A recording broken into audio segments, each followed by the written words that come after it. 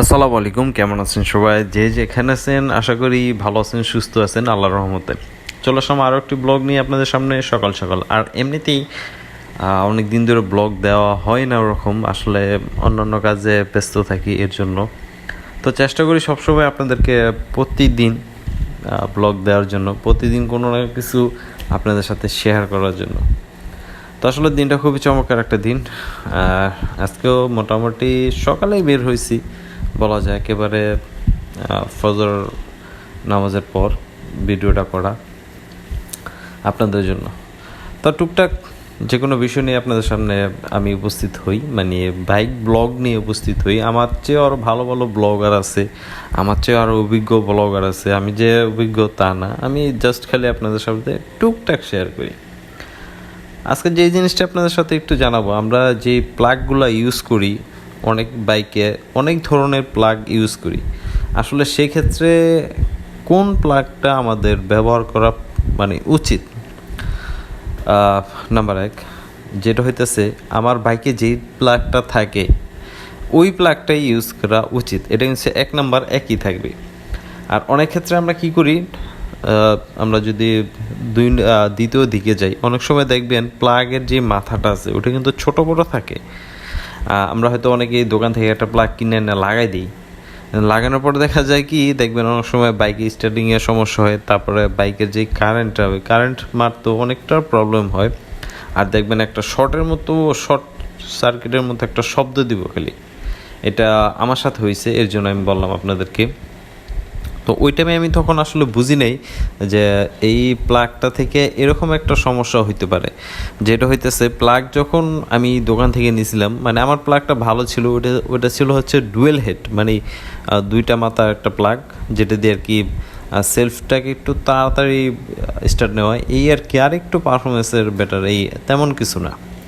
তো আমি দোকান থেকে নিলাম, আর ডুয়েল হেড যেটা ছিল ওটা দোকানদারই দিয়ে দিছি। আনার পরে কিছুদিন চালাইছি, তখন কিন্তু অতটা বুঝি নেই যে না আসলে প্লাগে বেশ কম আছে। কিছুদিন চালানোর পর দেখলাম আমার বাইকের আগের মতো আমি পারফরমেন্স পাইতেছি না। মানে এক হয়তো সেলফে সমস্যা, আবার মাঝে মাঝে দেখতাম ওই প্লাগ থেকে একটা শব্দ আসতো, মানে এরকম একটা শব্দ আসতো। তো একটু মনের ভিতরে একটু ডাউট হওয়ার পরে চিন্তা ভাবনা করলাম সার্ভিস সেন্টারে নিয়ে যাই। এখন সার্ভিস সেন্টারে নিয়ে যাওয়ার পরে যিনি সার্ভিস সেন্টারে কাজ করেন, তো সে তো দেখা অবাক, মানে এটা কোনখান থেকে লাগাইছে? আমি লোকাল থেকে লাগাইছি। তো লোকাল থেকে লাগাইছেন, ঠিক আছে। আগে তো আপনি জিনিসটা দেখবেন যে আপনার যে প্লাগ, ওই প্লাগটার সাথে এটার মিল আছে কিনা। আমি আসলে অতটা খেলটেল করি নাই যে আসলে মিল থাকে কি থাকে না। তখন ওই ভাইকে বললাম যে সমস্যাটা কি।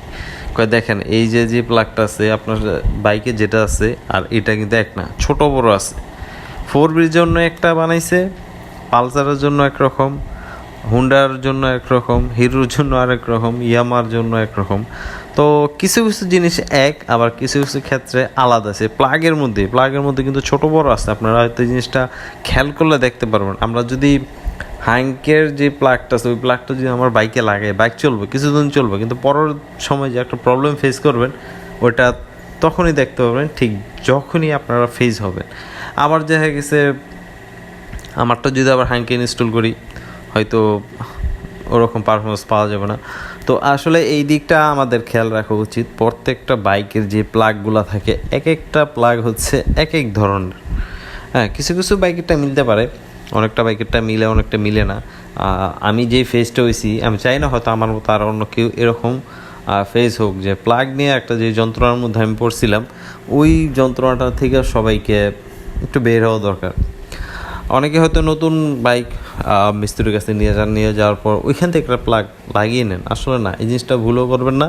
আপনারা দেখবেন আপনাদের যে বাইক, যে ব্র্যান্ড, ওই ব্র্যান্ডের প্লাগটা আপনারা কোনো জায়গায় পাচ্ছেন কিনা। হয়তো পাবেন, বংশাল পাবেন, কম প্রাইসে পাবেন, অনলাইনে পাবেন, যারা পার্টস সেল করে, বাইকে যে খুঁটিনাটি টুকটাক যেগুলো আছে পার্টস, ওগুলো সেল করে, ওইখানে পাইবেন।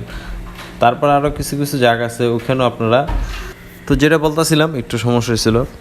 তো আপনারা কিছু কিছু অনলাইনে পাবেন, দেখে শুনে নেবেন। আমি যে বলতেছি এই জন্য আমার কথা মতো নিতে হইব ওইটা না, আপনারা দেখবেন, যাচাই করবেন, তারপরে প্লাগগুলো নেবেন। আর অবশ্যই একটু ভালো মানের প্লাগ নেবেন, 100-120 টাকার প্লাগ না নিয়ে একটু আপডেট করেন, দেখা গেছে 150, 200, 250 এরকমের মধ্যে আপনারা প্লাগগুলো ইউজ করেন, তাহলে বুঝতে পারবেন যে আসলে আপনার বাইকটা কতটা মানে একটা ভালো পারফরমেন্স পাইতেছেন। তো এই যে প্লাগের যে বিষয়টা, এটা অনেকে হয়তো বুঝেন, অনেকে জানেন না। আমি প্রথমে একটা কথা বলছি যে আমার থেকে আরও অভিজ্ঞতা লোক আছে, আরও ব্লগার আছে, তারা আপনাদেরকে আরও ভালো ভালো জিনিস সাজেস্ট করে। তো ওই তুলনায় আমি কিছুই না, আমার সাথে যেটা হয়েছে আমি খালি আপনাদেরকে একটু জানাইলাম যে প্লাগের যে বিষয়টা আছে ওটার মধ্যে কিন্তু ছোট বড় প্লাগের একটা বিষয় আছে, মানে অনেকটা ক্ষেত্রে এটা সাপোর্ট করে না, অনেকটা ক্ষেত্রে করে। তো এরকম, তো এই দিকগুলো আপনারা অবশ্যই অবশ্যই খেয়াল রাখবেন, কারণ একটা বাইক অনেকের একটা স্বপ্ন, একটা বাইক অনেকের একটা কষ্টের জিনিস, একটা বাইক অনেকের একটা শখের জিনিস। তো আমার কষ্টের শখের সবই এই বাইকটা আমার। মনটা চায় একটু চেঞ্জ করি, কিন্তু আসলে পারতাছি না। অন্য বাইকের দিকে একটু মুভ করার ইচ্ছা হয়, কিন্তু মাঝে মাঝে হয়, মাঝে মাঝে পারি না। তো অনেকের এরকম বাইক কেনার ইচ্ছা থাকে, পারে না। স্বপ্ন তো সবারই থাকে, তো সবার কি আর ওরকম সাধ্য হয়, স্বপ্ন পূরণ হয়? তো ইনশাল্লাহ সবারটা হোক, আল্লাহর কাছে দোয়া করি আল্লাহর জন্য আপনাদের সকলেই স্বপ্ন পূরণ করার তৌফিক দিন। আর ব্লগটা প্রায় শেষ পর্যায়ে চলে আসলাম, কারণ অনেকক্ষণ কথা বললাম, জানি না কতটুকু ভালো করতে পারতেছি। তো সকলে ভালো থাকবেন, সুস্থ থাকবেন, ভালো লাগে চ্যানেলটা সাবস্ক্রাইব করতে পারেন। আল্লাহ হাফেজ।